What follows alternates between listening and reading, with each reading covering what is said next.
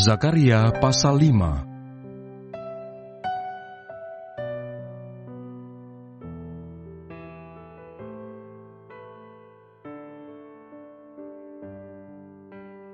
Penglihatan ke-6, gulungan kitab yang terbang.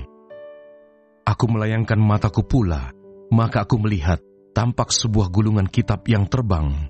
Berkatalah ia kepadaku, "Apa yang engkau lihat?" Jawabku, "Aku melihat sebuah gulungan kitab yang terbang, panjangnya 20 hasta dan lebarnya 10 hasta." Lalu ia berkata kepadaku, "Inilah sumpah serapah yang keluar menimpa seluruh negeri. Sebab menurut sumpah serapah itu, setiap pencuri di sini masih bebas dari hukuman, dan setiap orang yang bersumpah palsu di sini juga masih bebas dari hukuman. Aku telah menyuruhnya keluar," demikianlah firman Tuhan semesta alam, "supaya itu masuk ke dalam rumah pencuri dan ke dalam rumah orang yang bersumpah palsu demi namaku, dan supaya itu bermalam di dalam rumah mereka dan memusnahkannya, baik kayunya maupun batu-batunya." Penglihatan ke-7, perempuan dalam gantang. Tampillah malaikat yang berbicara dengan aku itu. Katanya kepadaku, "Cobalah layangkan matamu dan lihatlah apa yang muncul itu." Lalu tanyaku, "Apa itu?" Jawabnya, "Yang muncul itu sebuah gantang." Lagi katanya, "Inilah kejahatan mereka di seluruh negeri. Lihat, tutup timah gantang itu telah terangkat, dan seorang perempuan duduk di dalamnya." Kemudian berkatalah ia, "Itulah kefasikan." Lalu didoronnyalah perempuan itu kembali ke dalam gantang, dan dibantingnyalah batu timah itu ke mulut gantang. Lalu aku melayangkan mataku, dan aku melihat, tampak tampil 2 orang perempuan yang sayapnya didorong oleh angin. Adapun sayap mereka adalah sayap seperti burung ranggung. Mereka mengangkut gantang itu di antara bumi dan langit. Bertanyalah aku kepada malaikat yang berbicara dengan aku itu, "Kemana mereka membawa gantang itu?" Jawabnya kepadaku, "Ke tanah Sinear, untuk mendirikan sebuah rumah bagi perempuan itu. Dan apabila itu selesai, maka mereka akan menempatkan dia di sana, di tempat rumah itu didirikan."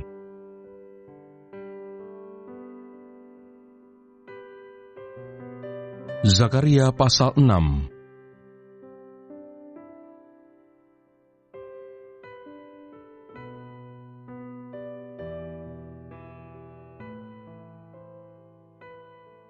Penglihatan ke-8, 4 kereta.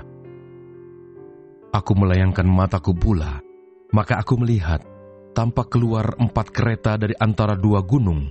Adapun gunung-gunung itu adalah gunung-gunung tembaga. Kereta pertama ditarik oleh kuda merah, kereta kedua oleh kuda hitam, kereta ketiga oleh kuda putih, dan kereta keempat oleh kuda yang berbelang-belang dan berloreng-loreng. Berbicaralah aku kepada malaikat yang berbicara dengan aku itu, "Apakah arti semuanya ini, tuanku?" Berbicaralah malaikat itu kepadaku, "Semuanya ini keluar ke arah keempat mata angin, sesudah mereka menghadap kepada Tuhan seluruh bumi.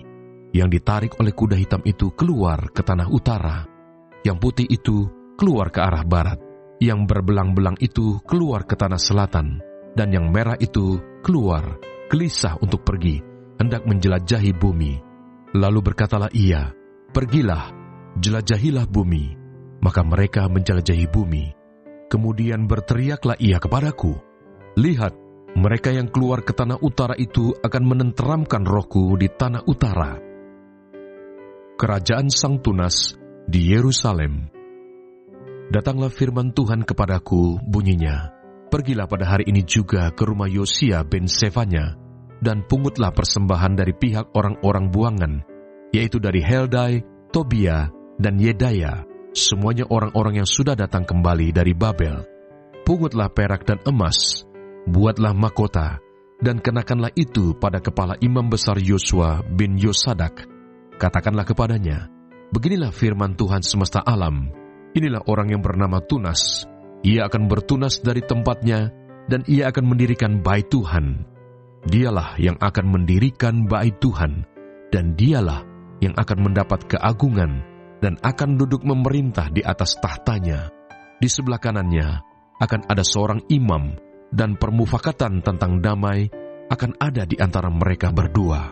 Dan mahkota itu akan tetap tinggal dalam bait Tuhan sebagai tanda peringatan akan Heldai, Tobia, Yedaya, dan akan Yosia bin Sefanya. Orang-orang dari jauh akan datang untuk turut membangun bait Tuhan. Maka kamu akan mengetahui bahwa Tuhan semesta alam yang mengutus aku kepadamu.